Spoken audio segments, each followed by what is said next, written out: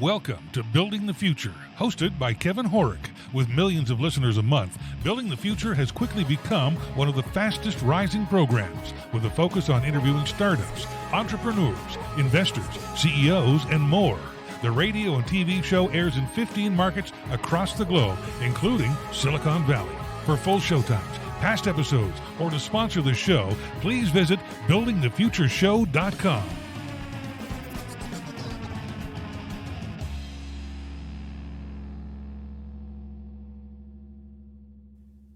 Are you looking for a designer to help you with your next product or startup?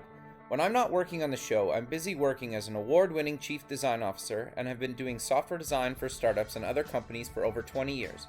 I'm also a published author and recently sold a startup to a multi-billion-dollar company. For more information, visit kevinhorek.com. That is KEVINHOREK.com. Welcome back to the show. Today we have Frits Habermann. He's the CEO of PicMonkey and a nature photographer. Frits, welcome to the show. Thanks, Kevin. Glad to be here. Yeah, I'm excited to have you on the show. I was saying to you before we started recording, I think I've literally used every piece of technology that you've either created and or worked on. But maybe before we get into all that stuff, let's get to know you a little bit better and start off with where you grew up. Okay. Yeah, so I was born in Holland in the south, in Eindhoven, where Philips is headquartered. And when I was about 5, we moved to the States. My father was a professor at computer science, and he had just finished his PhD. So this is in the late 60s. And so he was one of the first PhD students by a guy named Edsger Dijkstra, who is one of the more famous, original computer scientists in the world. And so my father took a role as associate professor at Carnegie Mellon, where he stayed for many, many years. And but then we moved around a lot. So he took many sabbaticals and years here. So I lived in England. I lived in West Berlin at the time in '76. I lived in Munich.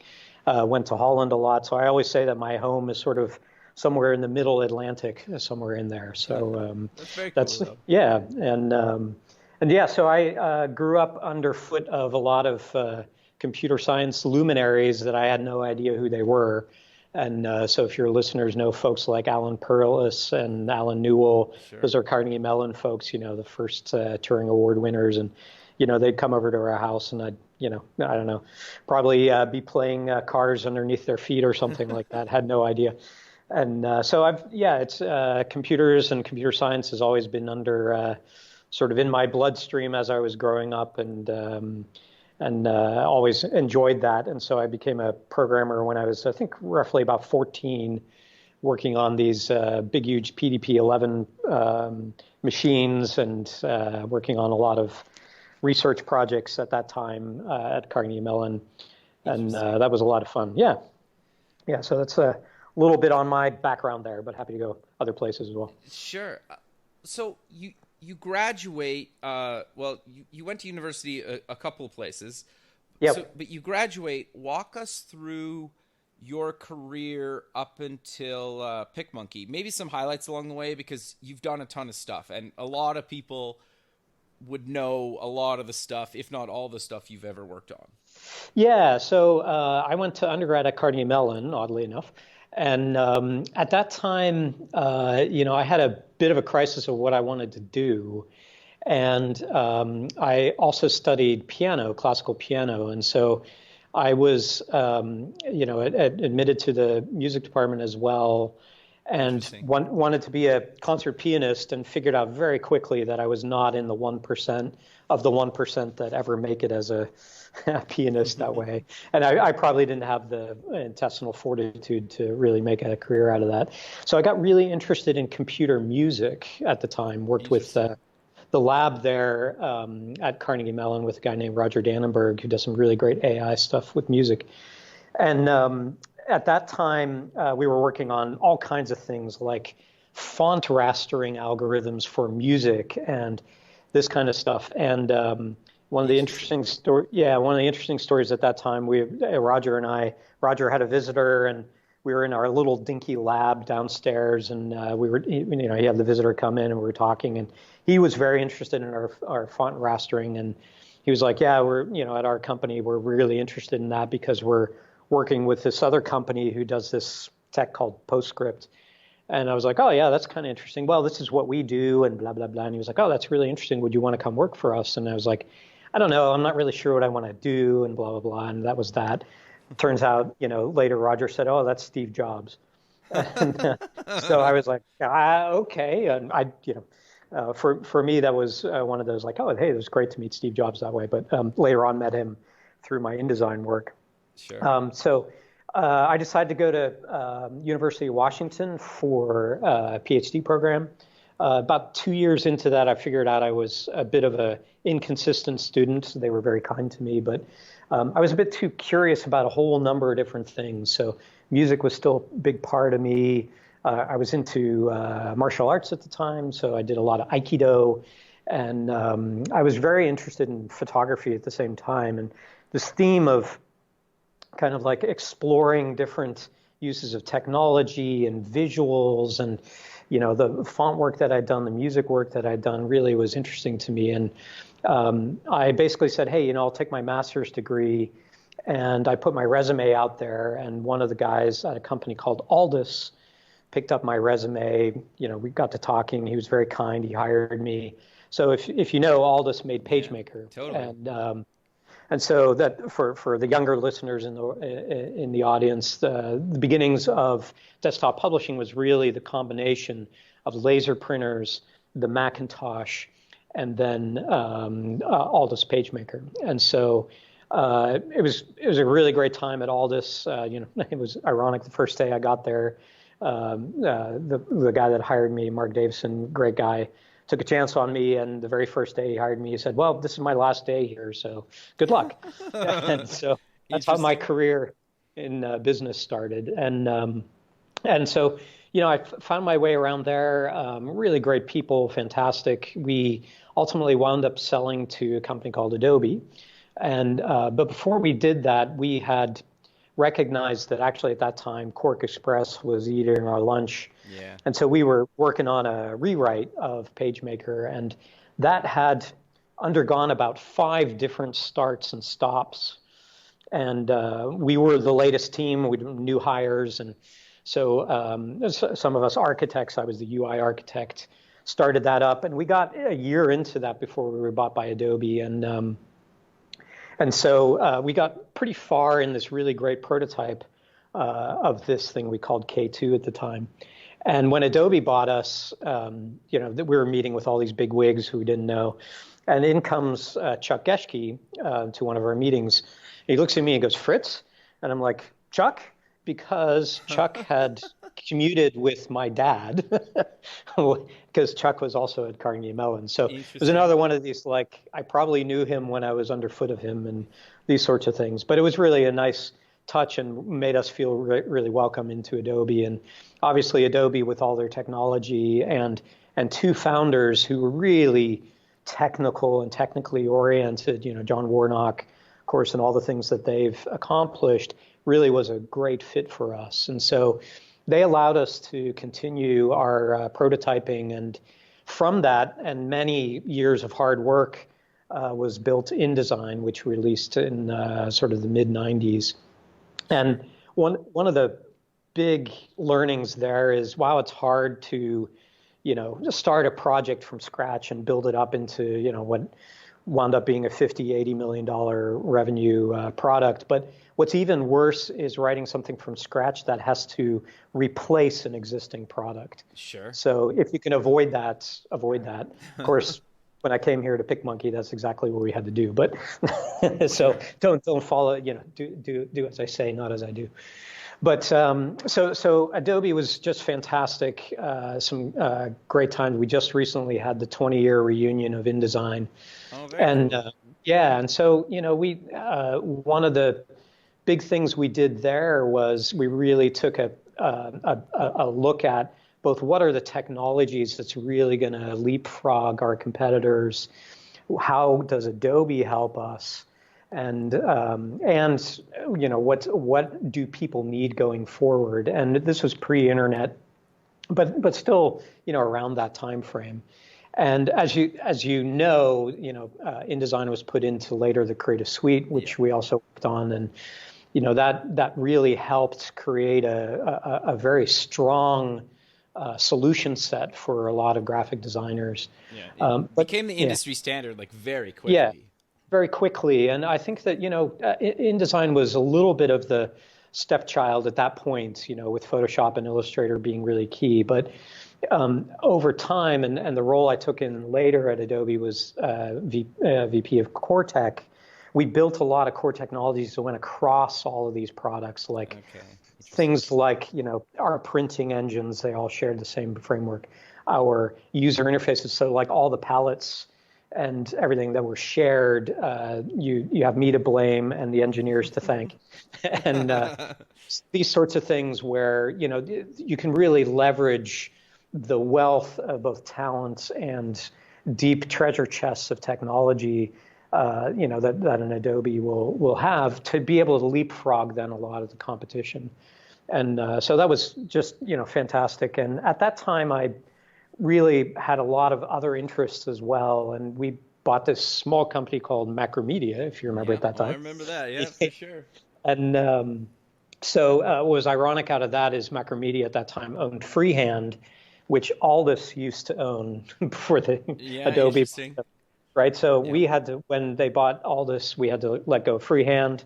So then Adobe buys Macromedia, so they get Freehand back, and Freehand has to be, because we have Illustrator. Yep. So we're Freehand guys, but Freehand was a great product. It was. I actually really, there was some stuff or there were certain tools that were way better in Freehand than Illustrator, at the time. And it's really interesting how you look at the tools. We had lots of debates internally with Adobe, just sort of the AI artifacts and things like that you put in, the infrastructure for UX and things like this. And the affordances, if you read Everyday Design of Everyday Things, this kind of a feeling you really see in stark relief when you compare products that roughly do the same thing. Sure. So that was an interesting time period. And so in between there, I actually had a stint at a company called Real Networks. So my desire for music also led me there, which was really formative years. Lots of, this was in the times of MP3s and DRMs and record labels that were scared because of the Napsters of the world and things like that. So I was in the deep end of that period of time, which really shows you both so slightly the seedy underbelly of, legal rights and things like this. Sure, but you guys were pretty instrumental in setting up kind of music streaming, putting a streaming file on your website that you could actually, if an artist said, I want to put up my latest single online, Absolutely. You basically had to use your technology to do that at the time. Absolutely. And Real Media and things like that, the codecs that were around at that time, were just burgeoning at that point. And so Real Networks had a real a lead in that technology. And so what wound up happening, and any startup will see this, and Real wasn't really a startup at that point, but because the industry was moving so quickly and you had, device manufacturers and big electronics companies mixed with record labels and artists and consumers who were just getting into the internet and everything else, it was chaos mixed with tons of opportunities that would come and go, as night fell, sort of. And that atmosphere was just fantastic, totally electric. But it also, for me at least, combined all of the sort of business learnings that you can have, in one point. We were pulling 80-hour weeks easily, but the stuff that you were exposed to there was, worth more than an MBA program anywhere else. And those kind of things, while very difficult, were just extremely formative, and really glad I had them. I went back to Adobe when the bubble burst. At that time, it was the first bubble. Sure. Some folks will remember, and went back again on InDesign and the Core Technologies group after that. And I did, after the Macromedia acquisition, we had Flash, of course, and Flash at that time, it was more than just banner ads. It was really games were made through Flash, and you also had sort of now in 2007, also with the iPhone coming out, a big sort of explosion, obviously, in phone technologies, but also then Facebook and these at that time, the marriage of technology, internet, and what I would call just casual consumption. Sure. And so I was very interested and had always been, even from my days as a teenager, I was working with these great research labs and things. All I really wanted to do was create computer games. Interesting. So I made these Star Wars came out in '76. So my neighbor and I basically made one of those, story adventure kind of games like Zork and Adventure at that time. That's awesome. All about Star Wars and going into the Death Star and, this kind of stuff. So, still a gamer at heart and all that stuff. But the real point of that was that suddenly, again, just like the real networks opportunity, you saw all of this technology mixed with big players, little players coming to fruition. And we at that time, Adobe, I think we were very poised with Flash to really penetrate that market. Sure. So the CEO at that time, Shantanu, was very, very kind. And, I basically said, hey, let me make you a pitch around, potentially doing casual gaming, which, is sort of at the intersection of that stuff. And he was, yeah, great, let's do that. Ultimately made a pitch, and he said, this just doesn't look right for us, but, it's a great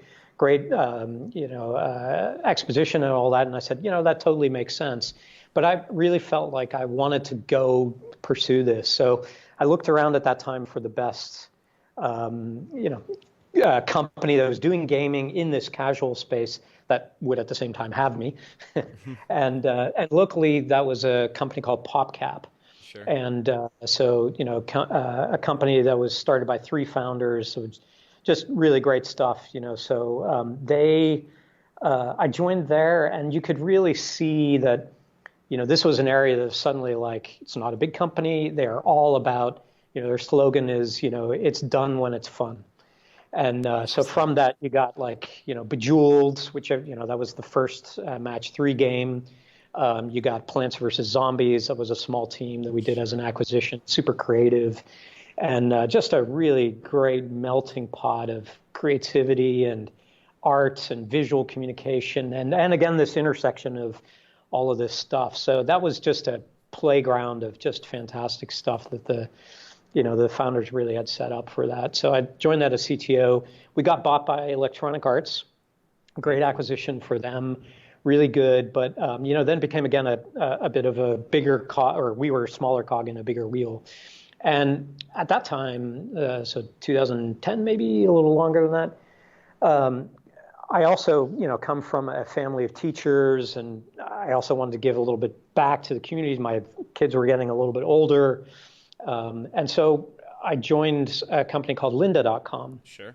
And so again, Lynda makes training videos online, and also a great story, husband and wife team that had been, Lynda was the first person, she was a teacher at a community college, I believe, and she created the first color palette for the web, the 256 colors, and wrote some really great books on how to do web programming, and her husband is super creative. And so they had started this, video stuff at the time, all, multimedia, DVDs, and with the crash, they were like, oh, okay, well, what do we do with all this stuff? So they put it online, and sort of the rest is history. And so I joined them as CTO, and a little bit later with a good friend there, headed up product.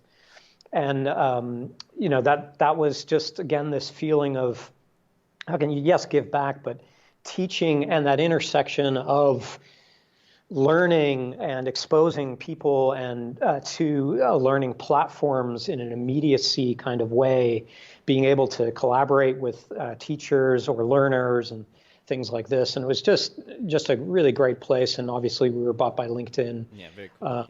And then for me, quite frankly, through all of this, what I haven't talked about is, I love this visual stuff. For me, it's always been important to join a company whose product I would use, sure, and whose product I would love, right? So whether that's Adobe, for me, that was all around visual stuff. And if it was Real Networks, it was about the music stuff. PopCap, well, who doesn't like the game? And lynda.com, it was, again, about the training and the teaching. And so I had, quote, retired for all of literally 3 weeks because I was bored to death. And so then I just really doubled down on my love for photography and spent about a year traveling the world, doing a lot of photography. That's and awesome. Africa and Hawaii and lava and grizzly bears and helicopters over Iceland and blah, blah, blah. And so really loved that. And at one point got a call from one of the investors in Lynda that said they were investing in this company called PicMonkey, and they do essentially online Photoshop, and they need a CTO and head of product, and they're in Seattle. So I said, okay, well, what else could be better? So I joined them, and really, our goal here is to then, give folks that are trying to do visual communication fantastic, approachable tools that really give them confidence and help them with their brands, and really help them take advantage of what power is now there in the internet and computers and mobile phones and all the rest of that stuff. So, and then of course the pinnacle of my career is being on your podcast. So that's where I am today. I highly doubt that. So for people that haven't heard of PicMonkey, what exactly do you guys do? Yeah, so we have a number of tools for web and mobile. And initially we started off as photo editing. So think Photoshop for the people that don't want a PhD in Photoshop, where Photoshop is way too difficult to approach. And I don't want to spend 5.5 hours looking up all the YouTube things. And at the same time, I need to get some visual stuff done. And I'm not a creative designer. I didn't go to school for that. Sure. Yet I'm potentially running my business, et cetera. How do I get those things done? How do I create marketing material? How do I do stuff for my website? How do I potentially take a nice picture or level up my picture that I do have of my thing that I want to sell on an Etsy, or maybe a headshot? So we create an online tool that's very approachable, i.e. easy to use, that lets you do all these things. And our difference and our differentiator is, yes, we have all the trappings of a tool that will help you along, like templates and graphics, and if you wanted to really make a really beautiful poster, you can absolutely do that. But the added thing that we do is we take it from a perspective of, most people know about photos, and so they know about things like if you take a picture on your phone and you want to remove some blemishes, or you want to add some stickers, or these sort of some text or things like this. And what you then potentially think of is things like, well, I want it to look unique because I want my brand to stand out. And so what we try to do is add these more graphically rich tools that you would more likely see in photo editing. Things like, I can apply a drop shadow to my image so that it will stand out a little bit. I can do things like add a graphic to some text and have that mask things out. And so there's some deep technology that, similar to how we built that in InDesign to leapfrog, we are building within our platform now for the web, and then also for mobile. And so we're really aiming for anywhere from the hobbyist to the professional graphic designer, but really for those what we call solopreneurs, i.e. those people setting up their business, or those digital marketers that don't want to learn Photoshop or Illustrator or those tools, which are awesome, by the way, but Sure. Just have I only need 1% of what Photoshop does to get my stuff done. Yeah. Well, the other thing too, as somebody that knows kind of all the Photoshop and InDesign and Illustrator and that kind of stuff, is sometimes you just want a tool that creates that stuff really quickly. Yep. Sure, you could spend hours in Photoshop to create InDesign post or something like that, but a tool like PicMonkey, at least when I've used it in the past, is I can create that kind of almost in minutes, right? And it looks like I spent maybe an hour or so on it. Is that a fair kind of generalization? Yeah, I think it is. I think that from a customer perspective, what we hear a lot is, look, I need this quickly. That's number one. I don't want to spend a lot of time doing X, Y, and Z. And the quality has to be really up there. And a lot of people are also turning into do it for me rather than do it yourself, right? Sure. So, it's like, yeah, give me that template that helps me start. Give me that, that ability to place a graphic and then erase a little part of it so that, that doesn't overlap with this. And I don't have to think about it, but, you're helping me along in that. And it's things like, again, what Photoshop does well. And as a photographer, a deep, professional photographer, Lightroom and Photoshop are in my workflow. Sure. But the point is that, if they, for example, Photoshop has 3D capabilities, right? They're fantastic, but I don't need that unless, and so for those people that are doing that marketing, very approachable, come in. And then on top of that, when you do want to go sort of off rails, i.e., really want your design to stand out and be unique so that it doesn't look like you're using the same template everybody else does, then we have those extra tools that you can dive in a little bit more deeply without it being super overwhelming. Sure. Well, the other thing too that you touched on quickly that I think we should reiterate is that you also have like a mobile phone version too, right? Yep. That I think a lot of people, especially when they're posting to social media, the only way to post to some social media is through your phone. I know you can run Android apps on Chromebooks and stuff like that, and you could argue that, but most people generally post to social media from their phone, and they need a tool on their phone to do that. Is that fair to say? Yeah, absolutely. And I think that what's really interesting is there's so much stuff in there in mobile versus desktop versus web and those things. But absolutely, you look at the very simple use case, which is I've got a phone and my phone is my camera. I take a picture, I do some little edits, and I post it on Instagram and done. And that's a very, obviously popular use case. And yes, our mobile app, amongst many others, does that for free. And it's, super powerful. If you imagine what we had, say, 20 years ago, I was shooting slides with a DSLR and, I'd have to wait like 5 days and pay X amount of dollars to get those back and then hate like half of them. So I'd only have like 10 things that I could actually use. So nowadays, it's fire and forget mixed with, oh, I really like that one. Oh, yeah, I'll just post that on social media. But if you then think about what's the maturation of that, we're really, in my opinion, it's still in that first wave of what these devices can do. And you can see the platforms, whether it's an Instagram or Facebook as the obvious ones, where they're obviously trying to monetize through advertisements, through their platform and all these things. And so you need a little bit more curation there, whether it's with video or whether it's with pricing or like the shop now or stories and things like that. And then when you set this up across multiple platforms, like, hey, I want that on, I'm now the customer, I'm selling my goods. I want to go to Instagram. I want to go to Pinterest, and I have an Etsy store and my own website and maybe Shopify as well.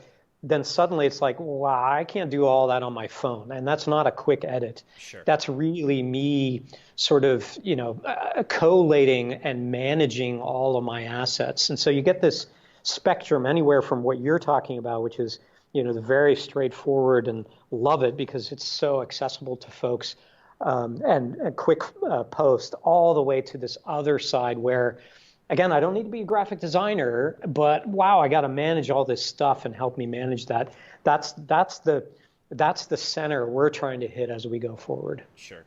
The other thing that I think we should touch on is the collaboration features that you guys have built in, because I think basically like all the big software like the Photoshops of the world don't really have that, or it's not how you guys do it at all. So do you want to elaborate on your collaboration features? Yeah. So, this is one thing we did is, we went out and saw technologically, we could do a number of different things around collaboration. And certainly you see that a lot, whether people are simply using, Slack or something like that, sure, versus like just SneakerNet or like, hey, I'm using Dropbox and I see things. But we see this again in the entrepreneurial space, in the solopreneur, et cetera. So we did this little survey that basically told us a lot of people want to collaborate, and they collaborate in either one-on-one or one-to-many, and that this collaboration network that they've set up is not only good for their business, but is a place where they get a lot of information, or is just paramount to their business in and of itself. So, things like 85% of them said, hey, my network and my collaboration is important for me to succeed. And so this kind of stuff for us was suddenly like, oh, wow, okay, let's see what we can do with that, but then let's do it one extra step. And so as a small company, and as, again, people that want to really create approachable tools for this, essentially what we built is there's a way to organize all your assets into basically a bunch of sets of things that then you can share with somebody. So, for example, let's say I'm a wedding photographer and you came to me with, hey, Fritz, please shoot my wedding. Well, A, I'd say no, because I can't shoot that. But B, if I was, then I'd say, like, great. So here, Kevin, we're working with that. I've got about 100 shots, and I would share my space with you for your particular wedding. And I might have a number of other spaces that I share with my other clients. You could come in, just see what I have designed so far or edited. And then we added two other things. One is commenting. So think Slack integrated to there. So we can in real time just sit there. You can go, hey, you know what? I don't like the way that the light is hitting, the veil here. And I can go, great. Then that one I'll put aside. But also the other thing that we added, which we really think is, again, yeah, it's unique to us, but it's one of those, like, what's the next stage in evolution of collaborating, yes, but also visual design and how people want to work together. So we added what we call real-time collaboration, which is, think like sort of Google Docs for photo and design editing. Yeah, so you and I, we can look at the same picture and I can apply edits while you're watching me do that. And so that feeling of, and that can be more than one person. So I could have an entire design team. We can all be remote. We can be looking at something and doing edits. You can do an edit. So you can sort of say, like, oh, that's black and white. I'd really rather have that Orton. So undo it and, apply something different, or crop that a little bit. And so you can get this sort of collaborative, but, real imaginative and innovative kind of approach to things, where, again, the technology should be enabling those things as opposed to barriering, if that's a word, sure. those kind of experiences. So that's one of those things that we really think we're going to really double down on going forward as well. No, I think that makes a lot of sense. And you touched on something that I think is actually really quite interesting. And you've kind of been on basically both sides, with kind of like a creative side, but you've also done kind of obviously some of the coding side, and then with your photography, you kind of have an interesting kind of viewpoint of all this stuff, right? And just being able to kind of collaborate with other designers, because traditionally when you're doing design, you might call somebody over and they're physically in a room. And sure, yep. I know in the last few years you can kind of screen share and kind of get kind of their thoughts, but that doesn't necessarily work all the time. And just being able to, be in different countries or different, even in the same city, just somebody's working from home today, and basically building tools that allow people, as long as they basically have an internet connection, can real-time collaborate on kind of photos or designs or both at the same time, is actually really innovative and cool. Yeah, and not only that, but I think necessary, right? The medium that we're talking about here is visual, right? I need to see light photons hitting my eye, right? And so I can read about how to ride a bike, but until I ride it, I have no concept of that. So if I explain, like, if I'm an entrepreneur working on my website and I go, I need, a 3-up with this kind of stuff in this particular design, and I basically say that to somebody, they'll be like, okay, great. And I'll put these pastel-y colors there and a bunch of other stuff. And then I go, no, pastels. You're kind of like, you're like that Zen koan where you're throwing a rock out there, you get the rock, you come back and the person says, not that rock. It's this feeling of like, to help me out here. I have to see it visually. I have to see the pixels. I have to understand intuitively with a different part of my brain that doesn't, interpret things verbally.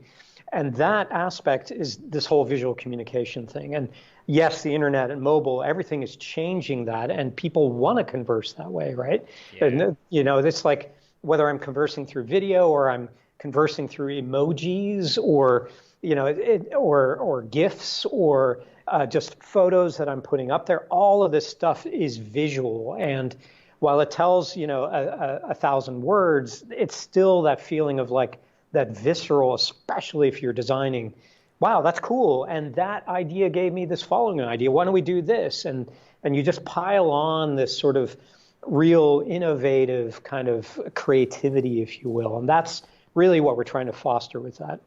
Sure. No, that makes total sense. And you touched on something that I really kind of want your thoughts and get people thinking about is the visual communication side. Is like, there's so many things nowadays, obviously visual, and making yourself and your company or your product or service kind of stand out is actually really tricky, right? And yep. Figuring out new and innovative ways to make yourself stand out on the different platforms that you're on, whether it's from your website to social media to kind of beyond that from print as well. What are your thoughts, and how do you guys actually add features and functionality to PicMonkey to make sure your users are kind of staying on that forefront and allowing them to create stuff easy and fast that allow them to kind of stand out? Yeah, so great question. And I think that is at the crux of a lot of this. I think that, we do it in a couple different ways. The first is you got to make a product that's approachable, sure, that's easy to use, that's not, in any way overbearing. And so to us, that's the first thing. You should rest easy in the interface of PicMonkey so that you can kind of feel like, oh, okay, they got my back. That they will lead me to the right place if I'm not quite sure what I'm doing. So with that, we for example, our templates, we have worked with some of the partners to basically say, hey, what are your top 10, if you're going to Pinterest, for example, what are your top 10 best practices for people posting on Pinterest or Facebook? It might be like, hey, Facebook, you want at least 40% or less than 40% text, size-wise. Okay, great.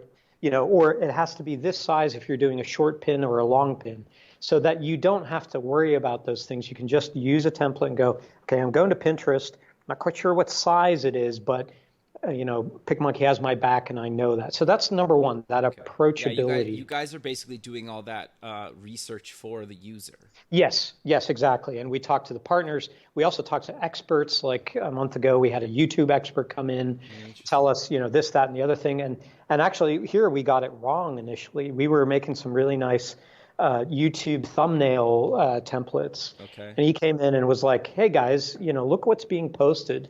And we were like, oh, and some of that stuff to our eye from a creative design perspective was like, wow, those are kind of ugly. Don't you want beautiful designs? And it was like, beautiful designs don't work on YouTube. You need, a lot of text, before or after, big, loud stuff, sure. And it's what converts, right? It's what converts, exactly. And so right now we're right in the middle of changing all of those templates as an example and adding more features, like a couple of other features that talk to me in 2 months and I'll tell you about it. But fair enough. really, that's my second part of it, which is we also understand both from a feature and a content perspective.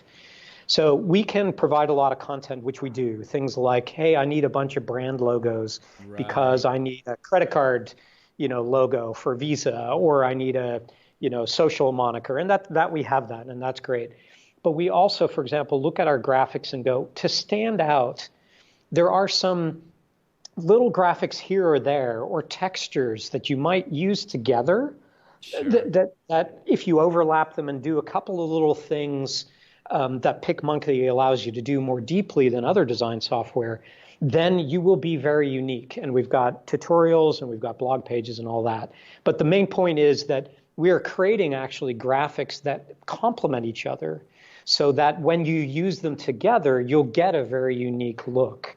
And we have a bunch of examples of that. And so that's the second part of how we do that. And the third is, for us, it is really sort of what I was talking about, but it's going out and talking to customers, listening to the solopreneurs and the entrepreneurs and the digital marketers, the social posters, the Etsy storefront owners, and basically saying things like, okay, what is it that you are needing, or let us look at your workflow, and from that we can build or teach, and then others that come onto the platform gather the benefit from that. And you'll see us always trying new things here and there. Some of them work, some of them don't, but we'll always be trying those kinds of things to see if they catch on for the customers then that are sort of at that bleeding edge. And certainly there's a lot of bleeding edge features that we're about to be releasing here in the next couple quarters. Sure, very cool. Well, yeah. And I'm curious though, to maybe dive a little bit deeper in, so you do a lot of customer research to decide where to take the product and what features to add. But what's your gauge for, like, how many times do you need a certain thing to get requested before you actually say, you know what, maybe we actually do need to build this? Or, like, how do you figure that out? Because you can't really chase your tail on every feature request that you get, because you would go crazy and you can't implement it. So how do you balance that and actually decide what to actually build? Yeah, so it's a great question. It's essentially a software engineering question. It's a generic question that I'm sure you've asked other folks as well. Sure. But for me, I think that anywhere I've gone, there's a strong mixture of experience, data, talking to customers, and gut. Okay. And these four things are so important. Yes, it's good to go out and talk to your customers. A good example of this, when we were doing InDesign, we did some contextual inquiry. It's a way to interview people, and it was a really great exercise. And we went out to newspapers and magazines and watched them work and all this other stuff. And what we quickly found out was we made these great features, which were all about character styles and paragraph styles, and nobody was using them, just absolutely nobody. And what were they doing? They were copying and pasting text and pasting it so that they had the look that they already had from something else, and just simply pasting it and inheriting that look. And so that's an example where you watch the customer, and you only need to watch 2 or 3. There's no huge science in this, but you can see like, oh, wow, that's way easier. And so from that, we made what we call the eyedropper tool, which sucks up just the style of some text. You run over that text, it sucks it up, and then you basically drop that eyedropper stuff. You leak it onto your text, if you will. And so that's an example of users where you don't need a ton of them. Then there's sort of experience, and that experience is that's how you whether it's software engineering and agile development, or it is, I've seen that in a movie before where everybody has the same, has number one priorities for everything, and you're changing them every single day. At Adobe, you had this great thing where we called it the vector analogy, where if everybody is going different directions, i.e. all vectors are pointing in random directions, the sum of those vectors is 0. So you're not going to get anything there. You really need a North Star that you're pointing to. And that experience lets you basically say, what is important here? What are we trying to drive? Yes, you need goals, whether they be SMART goals or a North Star with strategy and those sorts of things. But you need to be able to walk backwards from a particular feature, whether through ROI or whether through strategic initiative up the chain or down the chain, to really tie it in with what's going to move your business forward. And I think that you get that from experience. You get that, yes, from your development process and things like that. But I think then the gut aspect is the one that we always struggle with, and this is the biggest struggle, especially if you're starting out, which is small company and all the rest of that is, and it's mixed with experience, but it is one of those, like, you might hear something 50,000 times, and you're just like, what, guys, we really shouldn't go sell shoes. We're a software company. Sure. It's like one of those things. It's like, nah. But then other times, we had this, for example, where all our research told us that the small little button that added a new graphic, was fine where it was. And all these people came in and were like, yeah, no, that's fine, it's fine, it's fine. And you had one or two people that just couldn't find it. And, if you can't place a graphic onto our canvas, that's a big deal, right?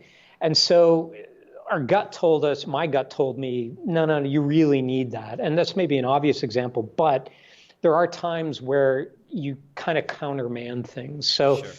And then last, of course, is data. In this day, big data, interpretation, analytics, all that stuff that you can really apply. But again, you could be very data myopic to the point where you're contemplating your navel and you get into analysis paralysis and can't make a decision. So it really rounds that out. That anywhere I've gone, those kind of things, sometimes it's a little bit more of a gut feeling, sometimes a little more data driven. But if one of those things is missing, then usually you're probably doing yourself a disservice. No, that's really good advice. So I'm curious because you've obviously worked on very complex interfaces and programs that are you basically need hours to learn to use properly and probably more than that to master. And then you've also worked on something like PicMonkey that, in my opinion, I think is like there's not really a learning curve. It's you basically like get in there and you start messing around and you're making stuff within minutes, not hours. Yep. How do you basically balance adding new features and functionality and keeping the product basically simple to use and not become this behemoth like Photoshop where, it's kind of intimidating, right, when you first open it up? Yeah. Also a good question. Hard to, always be right in this situation. But the fact that you're openly admitting that it's hard to always be right is good advice, right? Yeah, it is. You have to approach it both with humility and curiosity. I think the biggest thing is curiosity out of a lot of this. A lot of people get, either stuck in a rut of like, no, this is my favorite feature and you can't do anything with it. Or, no, I totally know the customer and I've been working with them for years and it's got to be this way. And, to me, that feels like your curiosity hasn't been stoked in a while. So, go back to the embers and the flames and, run through that gauntlet, so to speak. But it's more about, okay, so how can we make this better? But like, what is the leapfrog ability here that really helps the people do what they need to do? So a good example of this is something we built in PicMonkey a few years ago, where we saw a lot of people put a number of different effects together, and they were always doing the same effects. Okay. So for us, this was like, wow, okay, you put Orton on with a little splash of fuzziness mixed with, a curve and blah, blah, blah. And you got this particular look. And for something like, hey, I'm doing an Instagram post or I need my brand, that look is really important to you. And so the first thing that we did is we basically created personalized styles where filters in this case, where you could say like, everything I just did, just save that as a filter, right? And so you could say, is that complicating it because now I've got these filters that I created?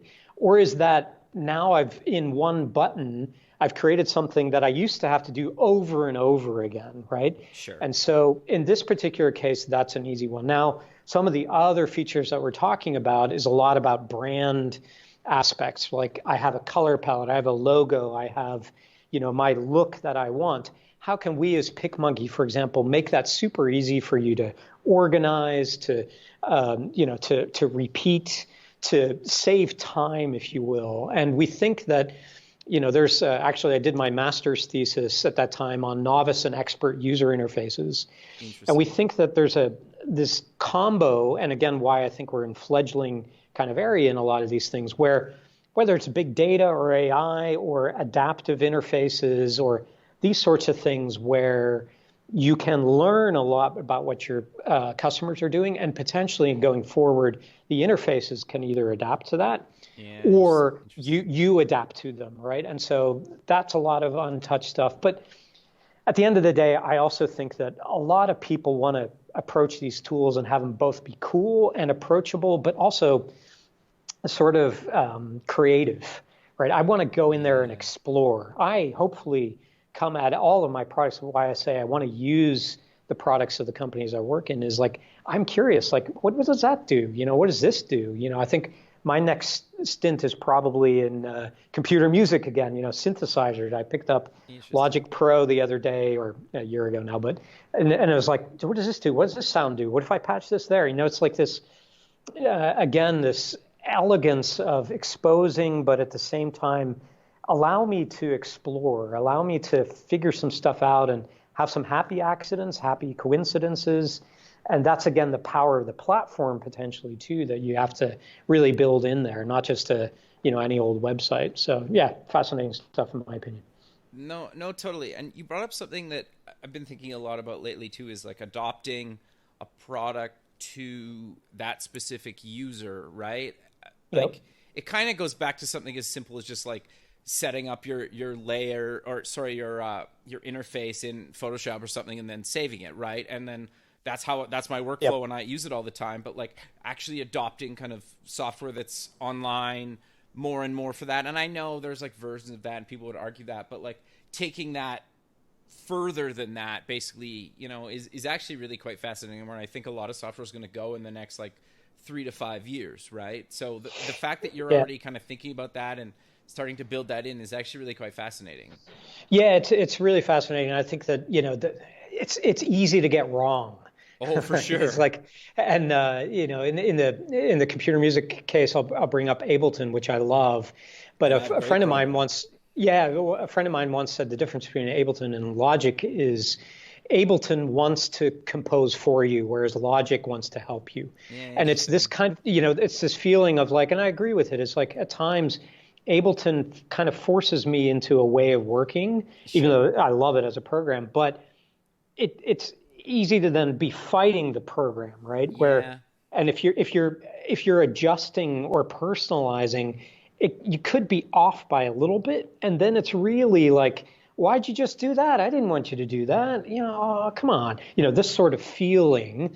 And I think what we're, again, fledgling beginnings of is, but now it's a little different because, yes, AI has been around forever. And, I see AI a lot of like, the algorithms have, even when I was back at school, they're very similar. But the difference is we now have big data. Yeah, and that big data and the compute power that we can apply over huge data sets suddenly makes this personalization mixed with AI actually more, let's say, tailored to people. And that aspect, I think, is where where it's maybe different, where we can say like, Kevin seems to be doing this a lot. So why don't we try, this or that, or he seems to be in this part of the program a lot, and we just released this feature. Let's give him a little bit of a wizard or an on-rails experience because he was really doing this and wants to explore it more deeply.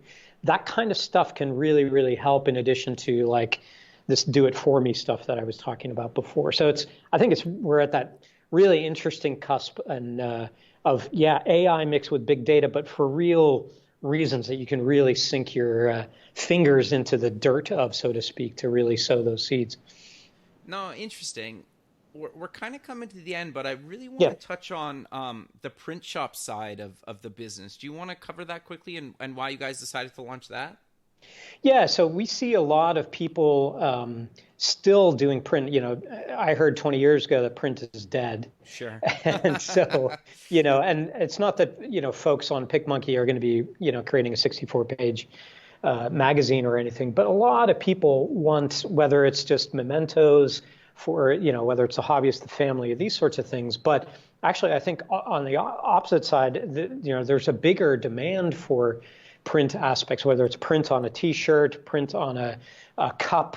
You see a lot of workflows where, all you have is a picture of a guy in a T-shirt, and people are just basically printing words, in PicMonkey, putting words on that T-shirt, and the T-shirt doesn't exist until you actually order it. And so it's these kinds of things, if you add all the collaboration features we were talking about before, you can really see that, with a lot of the tools that a PicMonkey or a combination with our partners that we can offer, then that's really interesting to then say like, well, you've got one-stop shopping, if you will, for these kinds of workflows and cases. And these are, people that want to sell their wares. Totally. Or it's people like, my wife, she's very involved in the school and things like this and on the PTA board, and she's creating, big, huge posters for the musical or little tickets, that are really graphically rich. But that's all print material that has to go there. And these people are on a budget, et cetera. So I think that, don't let people say that print is dead, because it's certainly not. I think it's in its rebirth, so to speak. No, I 100% agree with you. But sadly, we're out of time. So how do we close with mentioning where people can get more information about PicMonkey and any other links you want to mention? Maybe your photography. I think I was looking at it. The stuff's beautiful. So people should have a look at that as well. Yeah, that's really easy. That's just FritzHabermannphotography.com. And happy to have folks go there. But www.picmonkey.com is a great place to start. And we'd love to hear from folks, how they're enjoying it or not enjoying it. We always want to learn from that. And hey, thanks very much for having me. Hope it was interesting for folks. No, the other thing, just people can also download you guys on Android and iOS as well. So. The Apple Store, absolutely. Thanks for that plug. Absolutely, you can download us from there, and both of those are available in the app stores, and it's free. There is a touch-up features that you can also buy in there, where you can become a subscriber, and then you can share your photos between desktop and mobile, and then we keep those around for you in perpetuity. Very cool. And it works really well, like just for somebody that's actually used your product a bunch in the past. Yep. It works really well between the different platforms. So, it's an easy way to get over to the desktop for sure. 100%. I really appreciate you taking the time out of your day to be on the show, and I look forward to keeping in touch with you, and have a good rest of your day, man. You as well. Thank you. Yeah. Okay, bye. Bye. Thanks for listening. Please visit our website at buildingthefutureshow.com to join the free community, sign up for our newsletter, or to sponsor the show. The music is done by Electric Mantra. You can check him out at electricmantra.com and keep building the future.